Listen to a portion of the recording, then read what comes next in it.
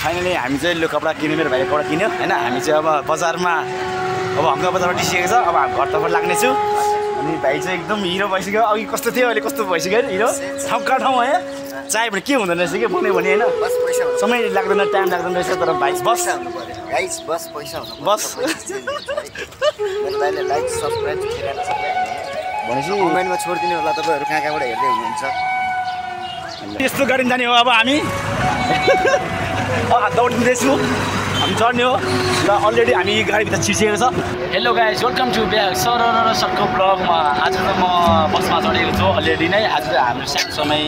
पाएको हुनाले चाहिँ आज म हेटौँडा बजार हाम्रो बजारमा आएको थियो त्यो सानो कपडाहरू पनि किन आएको थियो आज सक्सेस भयो हामीले कपडाहरू किन्यो होइन अनि कपडा किनिसकेपछि अनि अब अहिले अब चाहिँ हामी घर लाग्न लागेको छु अनि एउटा बसमा चढेको थियो अनि बसमा हेर्दाखेरि चाहिँ हामीलाई अझै नराम्रो लाग्यो के भन्दाखेरि पहिलाको योभन्दा केही वर्ष हुँदाखेरि चाहिँ अलिकति बसहरूमा चाहिँ मान्छेहरू धेरै पेसेन्जर धेरै हुन्थ्यो राम्रो कमाइ पनि हुन्थ्यो होइन अहिले चाहिँ यस्तो हेर्दाखेरि मलाई पनि कस्तो नराम्रो लाग्यो आज म यो बसमा चढेको पेसेन्जर कमै मात्रामा देखियो कति दुःखलाग्दो कुरो मैले त हेर्नु पनि सकेन अनि मैले एकछिनमा मैले गुरुबालाई दुईवटा कुराहरू सोधेँ गुरुबा किन यस्तो भन्दाखेरि के गर्नु सर यस्तै हो यो देशमा मैले त आफैले दुःख गरी किनेको गाडी हो त्यही पनि कति गाह्रो छ हामीलाई झन् अरूलाई झन् अरूको पेसा गरेर कमाएर दिनलाई कति गाह्रो हुन्छ भन्दै दुईवटा कुराहरू राख्नुभएको थियो भन्दै आज उहाँले भन्नुभयो होइन सर मैले पनि अरूको गाडी पहिले कुदाएको थियो कति गाह्रो थियो झन् अहिले झन् आफ्नो गाडी किनेर कुदाउनु कति गाह्रो छ सानो कुरा सोध्नेछु हाम्रो गुरुबालाई होइन हाम्रो बाबा आरामै हुनुहुन्छ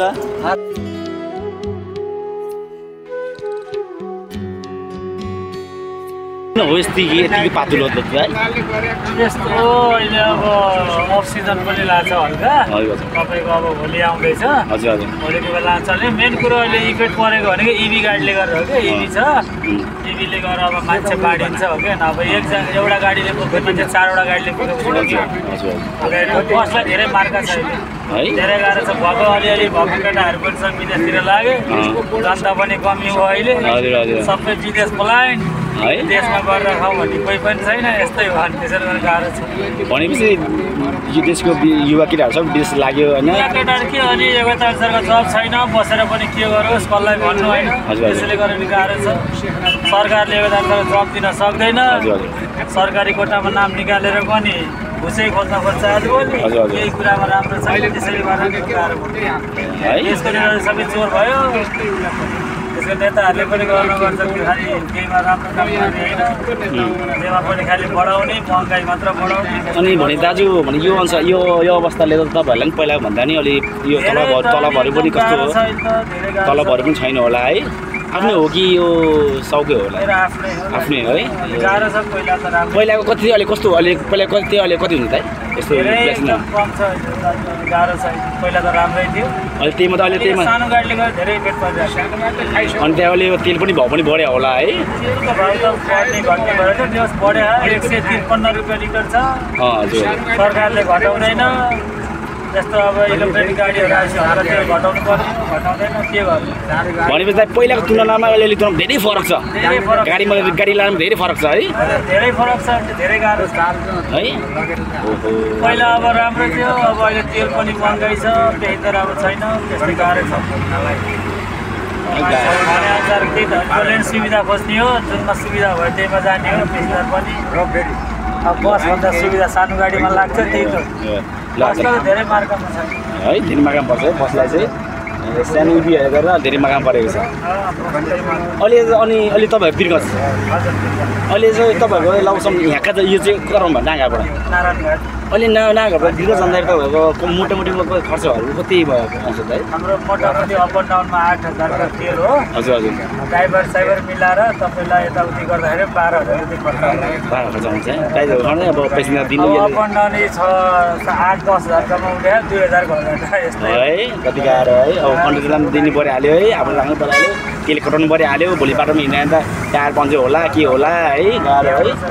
धेरै गाह्रो छ ल ठिक छ ल हाम्रो गुरुबाले यति भनिदिनु भयो खुसी लाग्यो मलाई आज बसको पनि हालत देखेर मलाई सबै सिटहरू खाली देखेर मलाई आज नराम्रो लाग्यो त्यसैले आज मलाई हाम्रो भन्दै थियो आमा मरि हजुर 3 दिन भयो हजुर एउटा मान्छे छैन हजुर हजुर गाउँलेहरू कोही छैन हजुर हजुर मैले पुरेर बसेको छु फुटबल भनेर चाहिँ पश्चिममा भन्दै थियो दुर्पिन हजुर हजुर हजुर होइन हजुर परेन त्यो कुरा हो त्यो कुरा त्यसलाई गरेर त भोलि मलाई पनि पर्छ त्यही समस्या आइसकेको छैन नजिकै आइसक्यो त्यो समय तर यो बुझेका छैनन् मान्छेले बुझेनन् गयो 50-60 लाखतिर त्यो अमेरिका लुकेर 50-60 लाख रुपियाँ भयो उमेर भयो म त बहुत गरेको छु हो त सही सही यो अब उहाँको चाहिँ टिप्न जाने होइन मिनेट त्यति मिनेट यहाँ गर्न बाटोबाट मर्दै लड्दै त्यति मिनेट यहाँ गर अब अहिले हात पैर लगाएर यहाँ हिरा फल्छ हिरा ल ठिक छ भनेपछि हामी मात्र होइन कि हाम्रो यहाँ बाहरूलाई पनि चाहिँ एकदम के बाहरूलाई चाहिँ युवा केटाहरू सब विदेश गएर प्लान भएको छ अनि त्यसै खाली भइसक्यो भने उहाँको भनाइमा छ अनि कति उहाँ बाजेहरू जस्तोलाई चाहिँ बुवाहरू जस्तोलाई मान्छेलाई कस्तो खुल्दुर भइरहेको छ भने हामी त्यसै केटाहरू सबै प्लान हुर्किने यही देशमा पढ्ने यही देशमा होइन अनि काम गर्ने क्षमता हुने पनि यही देशमा पसिना पकाउनु त कहाँ त 7 समुद्र पार देशमा यस्तो पार्नु हुन्छ त नेपालमा कसले गरेको भन्नु त त्यो कसले गर्यो यिनै नेताले गरे हो यिनै नेताहरूले गरेर है आज यो अवस्था पुगेको होइन नेपालमा खुसी चढायौँ हामी खुसी चढाउँछौँ हजुर हजुर भोट माग्न आउँछौँ हजुर हजुर भोट हजुर म यो बाटो बनाउँछु यस्तो गर्छु तँलाई यो सुविधा दिन्छु तँलाई यो सुविधा दिन्छु भनेर भन्छन् न घोडा ढोग्न आउँछ नाम हामीले भगवान् सम्झेर भोलि त्यो कुर्सीमा लगेर चढाइसकेपछि एउटा नागरिकता बनाऊ यो मेरी छोरी हो यो मेरो छोरो हो बनाइदिएन भनौँ न आज होइन भोलि भन्छ किन के मुखले भन्छ त्यसले सही हजुर हो कि होइन भन्नु त एउटा गरिब छ एउटा गोपी भन्ने थियो एउटा गोपी भन्ने चाहिँ दुनुहार थियो त्यो दुनुहारको चाहिँ आज पनि भन्छ भोलि पनि भन्छ गयो आज 1000 रुपियाँले भनौँ दर्ता गरौँ भोलि जान्छ ए सर मलाई भन्नु ए सर भन्नु हजुर अनि के त मलाई त 1000 रुपियाँ भन्छ अनि मिलेन भन्छ तल सिफारिस पनि गरिदियो एकचोटि भन्ने गर भने अनि गर मैले भने अनि यसको के भएन अरे भनेर भन्छ त के भन्छ हो भने यो यहाँ मिले अनि यो सही कसको हो यो सिफारिस कसको हो र मिलेन त नमिलेको भए त पहिल्यै भन्नुहुन्थ्यो नि तपाईँ यो मिलेन यस्तो यस्तो लिएर आइज भनेर भन्दा 3000 रुपियाँ त खाइसक्यो भनिसकेपछि यो मिलेन भनेर तपाईँको मुख थिएन तपाईँले भन्न सक्नुपर्छ यो मिलाएर लिएर आइज तेरो बाउको नाता हुन्छ कि स्वास्नी के अरे स्वास्नीको नामको लिएर आइज भन्छ के को नाता होइन बाट लिएर चाहिँ त्यहाँ आउँछ त भनिदिइसकेपछि ल ल भनेर लगेर भित्र गरेर नागरिकता पठाउँछ ल त्यसरी खान्छ ल ठिक छ अनि आज बाबुआले पनि धेरै कुराहरू गर्नुभयो खुसी लाग्यो मलाई अझै पीडाको मन दुख्ने कुराहरू गर्नुभयो त हिजो बुवाले पनि देशको अवस्था के यस्तो रहेछ अनि देशको युवा केटाहरू सबै प्लान भएको कारणले पनि यो भएको रे ठाउँमा गन्तव्यमा पुगेर मेरो त पुरा उचाल्नै नगर हजुर हजुर हाम्रा देशका छोरा नाति हामी सबै एउटै बाउको छोरा हो एउटै बाउको छोरा भएर हामी सुरु गरेर यस्तो बाउआमा घर मर्छन् छोरो कहाँ छ एउटा चाहिँ छोराले सानो बेटी लगेर पुरेर बस्छ मलाई पाउँदैन अब त बा होइन केही महिनामा केही वर्षमा त नेपालमा त छिमेकीमा त मलाई जान मान्छे नपर्ला जस्तो लाग्यो किनभने भइसक्यो है मेरो गाउँमा हुन्छ मेरो घर पत्लायो होइन त्यहाँ हेर्नु युवा केटा सबै छैन कि सबै प्लान कि विदेश अब के गर्नु त कोही पनि छैन अब हामी बुढापाका के सक्ला आएर ढोका ढौका आउँछ बिचरा त्यहाँ आएर मलाई चाहिँ मेरो बाउ मऱ्यो मेरो आमा मऱ्यो मलाई हस्पिटलसम्म त्यहाँ मर्ने बेला भयो लौ न चाहिँ झाडा बान्ता लाग्यो भन्छ अब गाडी छ आफू चलाएर जान सकिन्न लैजा भन्दाखेरि बिचरा उडु जान्दैन त्यहाँसम्म गएर उपचार पाइरहेको हो है बा ल ठिकै छ बा कति वर्ष भयो नि मेरो बा म 84 अनि बा तपाईँ 84-75 बाले त यति गुनासोहरू पोख्दो रहेछ भने हामीले किन नपोकोस् त होइन हाम्रो युवा केटा अनि बाहरूले झन् हामी जस्तै उमेर हुँदै 84-85 पुग्नुभयो होइन उहाँहरूले चाहिँ यस्तो गुनासो पकाएको छ भने हामीले किन गुनासो हामी युवा हामी आज रमायो त भोलिमा रमायो एक दिन हामी जानु पर्ला होइन त राम भन्नु ए हरि भनेर जान्छ भोलि त्यही घर हाँस्छ यो मेरो भन्थे यो मेरो भन्थे त तर म मात्रै होइन कि हामी सबै मानव जातिको केही छ छैन मेरो भन्ने छैन तर के भने त्यही घर मेरो भनेर त्यो भन्दा आफूलाई राम राम भन्छ ताराको बडामा मासको डोटीमा लगिहाल्छ टुँ गर्छ अनि उहाँ पुरानो खरानी भइहाल्छ या यो पिञ्जडा हो यो पिञ्जडाबाट चाहिँ हामीले बडा चाहिँ सुगा उडेर गइसकेपछि अब जेसुकै हो हामीले त थाहा हुँदैन कुनसम्म गएर बाँच्ने हो त्यसमा तर किन त्यो नहुँदैन हामी मानव भएर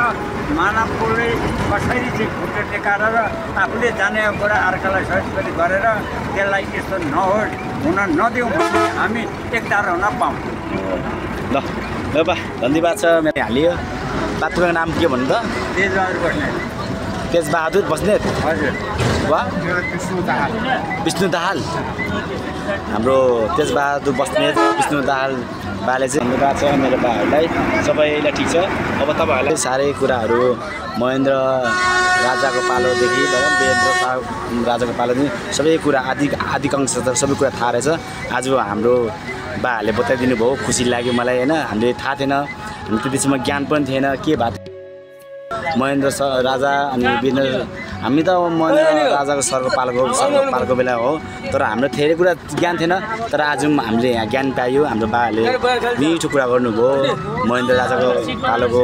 धेरै कुरा गर्नुभयो सबै आदि कुरा थाहा रहेछन् सबै कुरा बताउनु भयो खुसी लाग्यो मलाई होइन तपाईँहरूलाई पनि सुनाउनेछु म तपाईँहरूलाई पनि भिडियोहरू हालेछु आज मैले दुईजना बाहरूले भेटेको छ